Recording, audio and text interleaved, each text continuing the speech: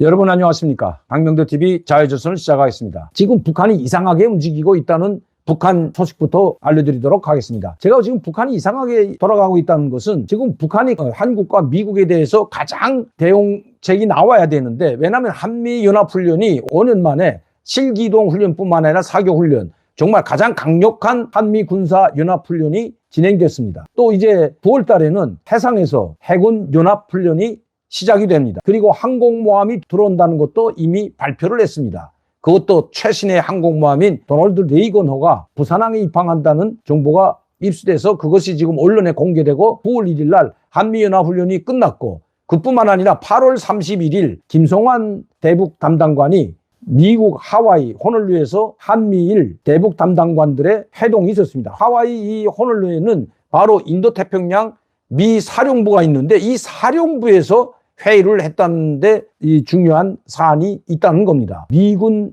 주둔 사령부, 그것도 인도태평양 사령부에서 회의를 진행했죠. 이 인도태평양 사령부는 바로 중국을 견제하고 이 태평양을 방어하는 가장 중요한 사령부가 인도태평양 사령부라고 합니다. 자, 여기에서 차관보를 비롯한 김성환 안보실 1차장 그리고 외교안보 분야의 수장들이 캠벨을 비롯한 미국과 일본 외교안보 담당 수장들이 모두 모였습니다. 가장 초미의 문제가 북한 핵 문제입니다. 물론 그리고 두 번째는 인도태평양에서의 중국 견제, 즉 중국을 어떻게 견제하고 한미일 공조를 어떻게 강화해서 중국을 방어할지에 대한 그 논의가 있었다고 합니다. 그뿐만 아니라 이 경제 공동체죠. 반도체 협력을 세 나라가 강화하기로 했다는 이야기도 있었습니다. 자, 이렇게 중요한 회의를 했는데 첫 번째 문제가 북핵 문제였습니다.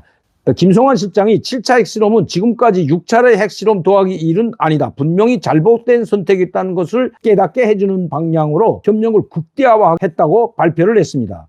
이달 중순 열릴 예정인 한미 확장 억제 전략 협의체를 시작으로 북핵 억지력을 높이고 더 나아가 한미일 3자 간 이를 논의할 기회를 찾는 데 의견이 모아졌다고 발표를 했습니다. 아직 중요한 어떤 방식으로 어떤 문제를 중점으로 했는지는 안 했지만, 만에 하나 북한이 7차 핵실험을 감행한다면 유엔 안보리 제재뿐만 아니라 한미일이 강력한 대응을 하겠다고 했습니다. 이 강력한 대응이 뭔지에 대해서는 아직 말하지 않았고 9월 중순에 열리게 되는 한미일 안보협의체에서 집중 논의될 것 같습니다. 전략자산이 대거 들어오겠죠. 만약 북한이 제7차 핵실험을 한다면 대북 유엔 안보리 회의를 소집해서 제재를 가할 뿐만 아니라 중국도 러시아도 북한 편 들기가 상당히 곤혹스러울 겁니다. 물론 미국과 중국 또 미국과 러시아가 대결 상태에서 전쟁을 벌이다시피 하고 있기 때문에 북한 편을 들겠지만 그래도 노골적으로 북한 편을 들지 못할 겁니다. 왜? 7차 핵실험을 했기 때문에. 그렇게 된다면 세계적으로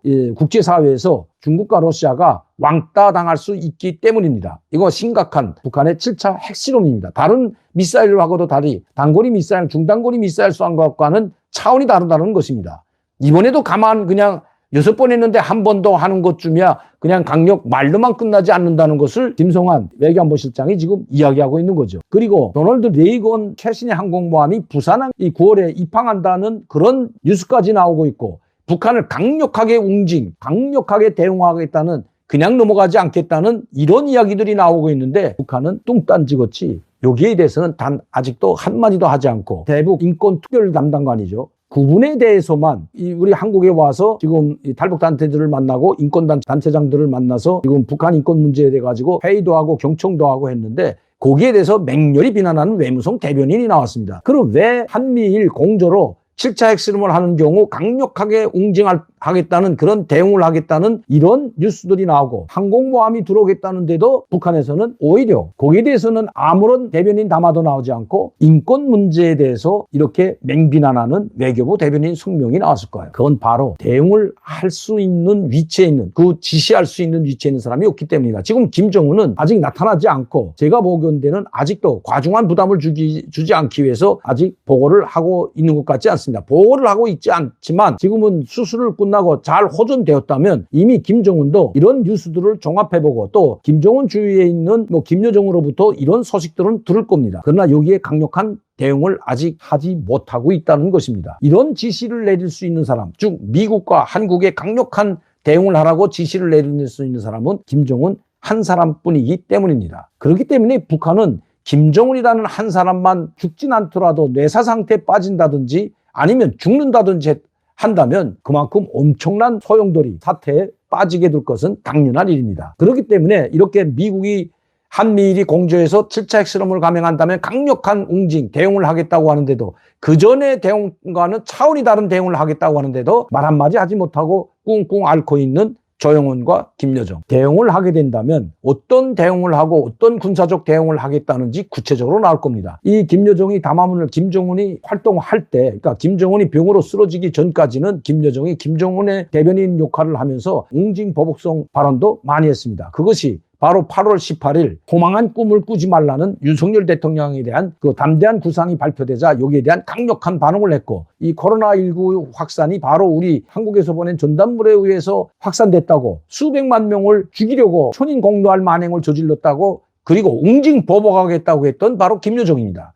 그런데 한미연합 군사훈련 동안 북한은 단 한 발의 미사일도 쏘지 못했을 뿐만 아니라 외교부 대변인 성명이나 아니면 김여정 담화문이 전혀 나오지 않은 것은 아직 김정은이 공백 상태이기 때문이라는 것이 북한에서는 설득입니다. 또한 김성원 실장이 한미일 공조위에서 강력하게 대응할 뿐만 아니라 또 담대한 구상에 대한 한미일 간의 서로 방위를 어떻게 북한이 이것을 받아들일지에 대한 그 논의를 구체적으로 했다고 했습니다. 이제 구체화했다고 했는데 그 구체화된 내용이 무엇인지 아마 발표할 것입니다.